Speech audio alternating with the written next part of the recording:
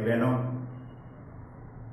ધોરણ 12 આંકડાશાસ્ત્રમાં પ્રકરણ 2 યાદચ્છિક ચલ અને અસતત સંભાવના વિતરણ. આની અગાઉ ભાગ 8 ની અંદર આપણે અસતત સંભાવના વિતરણ એના મધ્યકનો દાખલો સ્વાધ્યાય 2.1 માં ચોથો દાખલો એની ગણતરી કરી.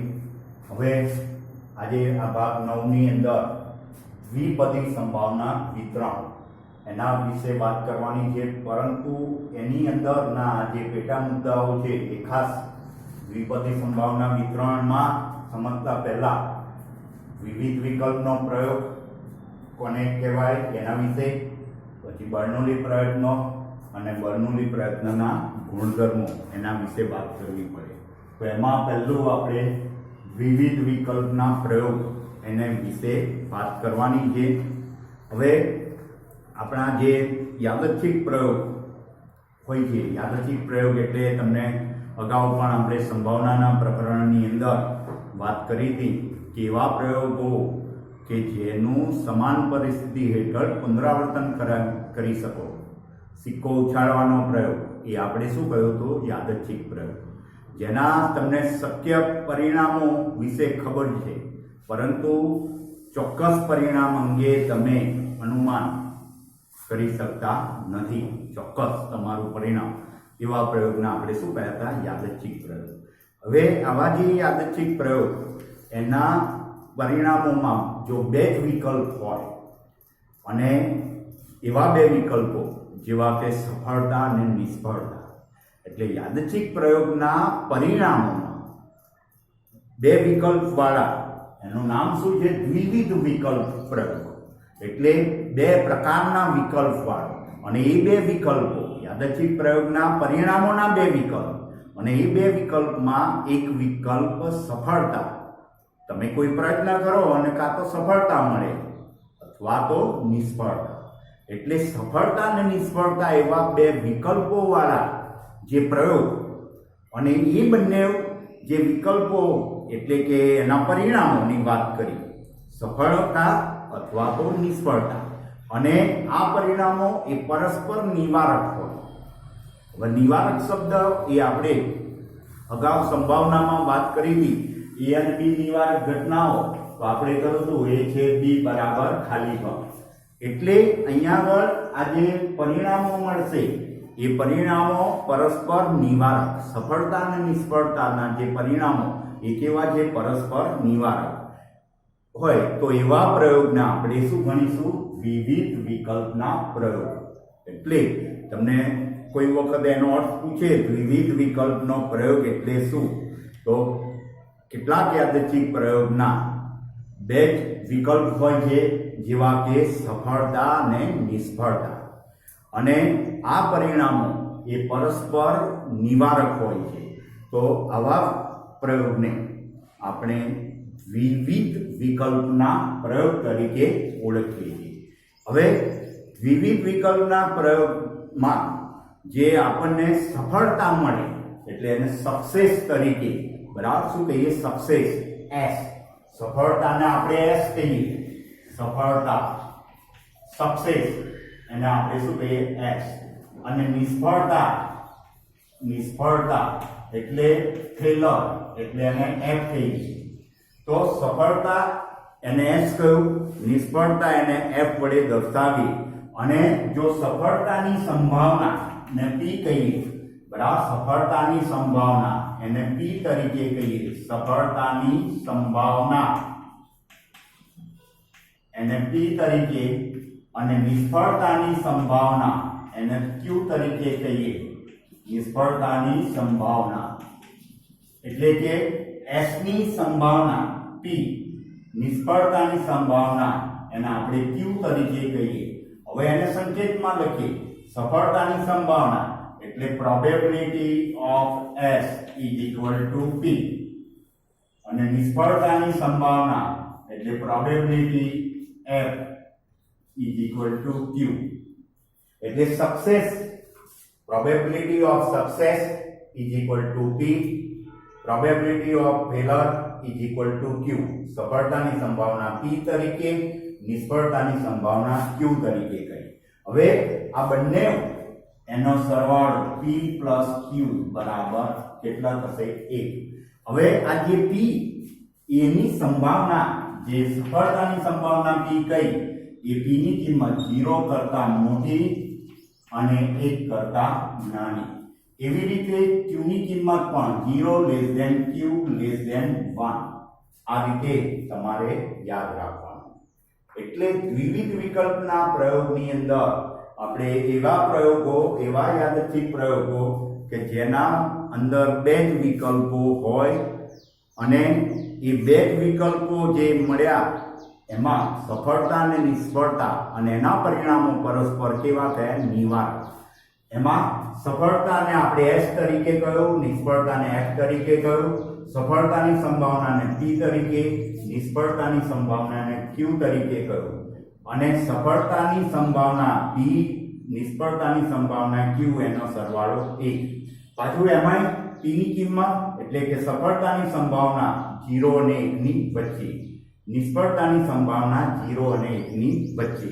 તો આટલી બાબત તમારે એ યાદ રાખવાની છે. હવે એનાથી આગળ આપણે વાત કરવાની છે બીજો મુદ્દો બર્નોલી પ્રયત્નો. બર્નોલી પ્રયત્નો આ બરાબર ધ્યાન રાખજો. આ પણ એક મહત્વની બાબત છે, કારણ કે પરીક્ષાની અંદર બર્નોલી પ્રયત્ન વિશે અથવા તો બર્નોલી પ્રયત્નના ગુણધર્મો એ બોર્ડની પરીક્ષામાં ઘણી વખત પૂછેલો પ્રશ્ન છે. એટલે બર્નોલી પ્રયત્ન કોને કહે એ પૂછે અથવા બર્નોલી પ્રયત્નના ગુણધર્મો એ 2 માર્ક્સમાં પણ પૂછેલા છે બોર્ડની પરીક્ષામાં. એટલે પહેલા તો આપણે બર્નોલી પ્રયત્ન કોને કહેવાય? તો આપણે જે આ દ્વિવિધ વિકલ્પનો આ પ્રયોગ જોયો એ પ્રયોગના યાદચ્છિક પ્રયોગના 2 શક્ય પરિણામો સફળતા s અને નિષ્ફળતા f ની વાત કરી. હવે આ પ્રયોગનું આપણે જો સમાન પરિસ્થિતિ હેઠળ પુનરાવર્તન કરીએ અને દરેક પ્રયત્ને સફળતાની સંભાવના p અચળ હોય, બરાબર, બર્નોલી પ્રયત્નો એટલે એવા પ્રયત્નો કે જેમાં સફળતા, બરાબર, એટલે આ જે પ્રયોગ કયો આપણે જે દ્વિવિધ વિકલ્પ વાળો પ્રયોગ એના 2 શક્ય પરિણામોની વાત કરી, એક સફળતા અને એક નિષ્ફળતા. હવે એ પ્રયોગનું એટલે કે દ્વિવિધ વિકલ્પ વાળા પ્રયોગનું સમાન પરિસ્થિતિ હેઠળ આપણે પુનરાવર્તન કરીએ અને દરેક પ્રયત્ને સફળતા જે મળે, સફળતા એની સંભાવના એ કેવી હોય? અચળ. એટલે p અચળ. p એટલે આપણે શું કહ્યું હતું? સફળતાની સંભાવના. સફળતાની સંભાવના p એ કેવો હોય? અચળ. એટલે p ની કિંમત દરેક વખતે સરખી હોય એટલે p અચળ હોય. તો આવા પ્રયત્નોને આપણે શું ગણીએ છીએ? બર્નોલી પ્રયત્નો. એટલે બર્નોલી પ્રયત્નોની અર્થ તમને પૂછે તો તમારે આ રીતે એમાં લખવાનું. ધારો કે દ્વિવિધ વિકલ્પ વાળો પ્રયોગ, યાદચ્છિક પ્રયોગના 2 શક્ય પરિણામો સફળતા કૌંસમાં s, નિષ્ફળતા કૌંસમાં f છે. આ પ્રયોગનું સમાન પરિસ્થિતિ હેઠળ પુનરાવર્તન કરવામાં આવે અને દરેક પ્રયત્ને સફળતાની સંભાવના p એ કેવી હોય? અચળ હોય. તો એવા પ્રયત્નોને આપણે શું કહીએ છીએ? બર્નોલી પ્રયત્નો. બરાબર. એટલે આ રીતે બર્નોલી પ્રયત્નો વિશે તમારે યાદ રાખવાનું. હવે એનો અર્થ તમે જો બરાબર ધ્યાન રાખશો તો બર્નોલી પ્રયત્નના ગુણધર્મો પણ તમને લખતા આવડશે. તો આપણે જે એની અર્થમાં કહ્યું કે સફળતાની સંભાવના કેવી હોય છે? અચળ. એટલે પહેલો ગુણધર્મ શું થશે? દરેક બર્નોલી પ્રયત્ને મળતી સફળતાની સંભાવના કેવી હોય છે? અચળ. બરાબર. એટલે પહેલો ગુણધર્મ બર્નોલી પ્રયત્નનો કે દરેક બર્નોલી પ્રયત્ને મળતી સફળતાની સંભાવના અચળ. આટલું ટૂંકમાં સફળતાની સંભાવના અચળ ટૂંકમાં હું લખું છું. બરાબર. એટલે તમારે પછી એમાં વાક્ય વ્યવસ્થિત લખી દેવાનું. આ યાદ રહે એટલા માટે આવી રીતના કે દરેક બર્નોલી પ્રયત્ને સફળતાની સંભાવના કેવી હોય છે? અચળ હોય છે. ત્યાર પછી બર્નોલી પ્રયત્નો પરસ્પર નિરપેક્ષ. એટલે પ્રયત્નો પરસ્પર નિરપેક્ષ. એટલે એનો અર્થ શું? પરસ્પર નિરપેક્ષ એટલે એકબીજા ઉપર કોઈ આધાર રાખે નહીં. એટલે કોઈ પણ પ્રયત્ને મળતી સફળતા કે નિષ્ફળતા એ એના અગાઉના પ્રયત્ને મળેલ સફળતા કે નિષ્ફળતા પર આધાર રાખતો નથી.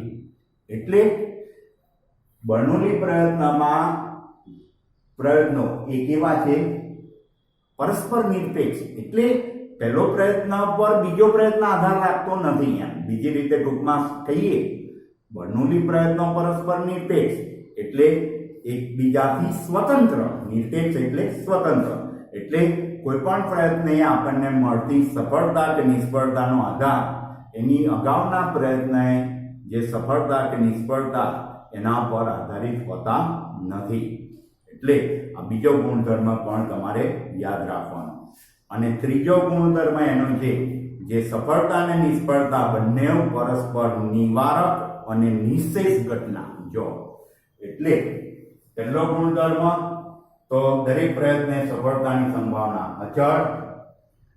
બર્નોલી પ્રયત્નો પરસ્પર નિરપેક્ષ. ત્રીજો મહત્વની બાબત ટૂંકમાં યાદ રાખીએ તો પ્રયત્નો એના જે સફળતા અને નિષ્ફળતા એ કેવા કયા? પરસ્પર નિવારક અને નિશેષ. સફળતા અને નિષ્ફળતા એ પરસ્પર નિવારક અને નિશેષ. એટલે આ ખાસ યાદ રાખજો. હવે સફળતા અને નિષ્ફળતા એ બંને પરસ્પર નિવારક અને નિશેષ ઘટનાઓ. એટલે એનો અર્થ શું કહેવાય કે સફળતાની સંભાવના P, નિષ્ફળતાની સંભાવના Q એ બંનેનો સરવાળો 1. એટલે P plus Q બરાબર 1. એના ઉપરથી આપણે Q બરાબર શું કહીએ? 1 minus P. P તો કેવું છે? દરેક વખતે અચળ. બરાબર. સફળતાની સંભાવના P એ કેવી છે? અચળ. અને એકમાંથી સફળતાની સંભાવના P તમે બાદ કરો તો નિષ્ફળતાની સંભાવના મળે. એટલે આ જે દ્વિપદી સંભાવના વિતરણની અંદર તમને એવું કહેવામાં આવશે કે કોઈ 4 પ્રયત્નોમાંથી કરવામાં આવે છે તો 4 પ્રયત્નો કર્યા એટલે કુલ પ્રયત્નો n એ બર્નોલી પ્રયત્નો કહેવાશે. રકમમાં આ રીતે કહેશે. બરાબર. કોઈ પ્રયોગ કર્યો કોઈ પણ અને એમાંથી 4 અથવા કોઈ બેટ્સમેન માટે કહેશે કે બેટ્સમેન 4 વખત રમ્યો એમાંથી 3 વખત સફળ થયો તો 4 વખત એને દાવ લીધો તો એ બર્નોલી પ્રયત્નોની સંખ્યા 4. અથવા 4માંથી 3માં સફળ થાય એવું કહેશે તો 4 કુલ પ્રયત્નો એ બર્નોલી પ્રયત્નો અને 3માં સફળ થાય એની સંભાવના આપી દીધી હશે. તો સફળ થાય એની સંભાવના એટલે શું કહેવાશે? P એ આપી દીધેલું છે રકમમાં.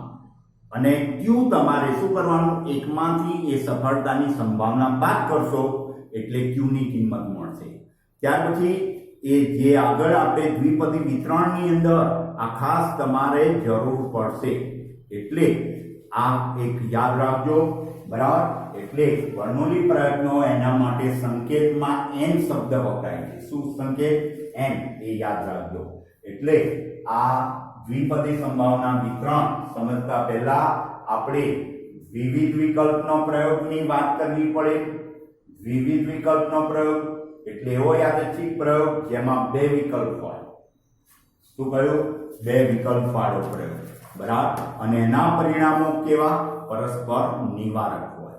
એવા પ્રયોગને આપણે શું કહ્યું? વિવિધ વિકલ્પ વાળો પ્રયોગ. એમાં સફળતાને શું કહ્યું? S, નિષ્ફળતાને F, એની સંભાવનાને T અને નિષ્ફળતાની સંભાવનાને Q. બર્નોલી પ્રયત્નો એટલે એવા પ્રયત્નો કે જેનું સમાન પરિસ્થિતિ હેઠળ એટલે દ્વિવિધ વિકલ્પ પ્રયોગના આપણે શું કરીએ કે 2 શક્ય પરિણામો હોય છે. આ પ્રયોગનું આપણે શું કરીએ કે સમાન પરિસ્થિતિ હેઠળ પુનરાવર્તન કરીએ અને દરેક પ્રયત્ને સફળતાની સંભાવના જો અચળ હોય, આ શબ્દ બરાબર ધ્યાન રાખજો, દરેક પ્રયત્ને સફળતાની સંભાવના અચળ હોય તો આવા પ્રયત્નોને આપણે શું ગણીએ છીએ? બર્નોલી પ્રયત્નો. એટલે સફળતાની સંભાવના પી એ દરેક પ્રયત્ને અચળ. આ બહુ એના ઉપર ભાર આપવાનો છે અને એના ગુણધર્મો એ તો આટલી વસ્તુ તમારે મહત્વની છે. પહેલા તો આ ભાગમાં આટલે સુધી આપણે વાત કરીએ છીએ, કારણ કે દ્વિપદી સંભાવના વિતરણ એ થોડુંક વધી જાય એટલે આ એના પેટા ભાગો જે છે એ પણ મહત્વના છે. એટલે ફરીના ભાગની અંદર આપણે આગળ દ્વિપદી સંભાવના વિતરણ અને એનું જે સૂત્ર છે એ સમજાવવું પડશે. એના અંદરના બધા એટલે આની સાથે મેં લીધું નથી. તો ફરીના ભાગમાં આપણે એના વિતરણ ને એના સૂત્રની ફરી વાત કરીશું. Thank you.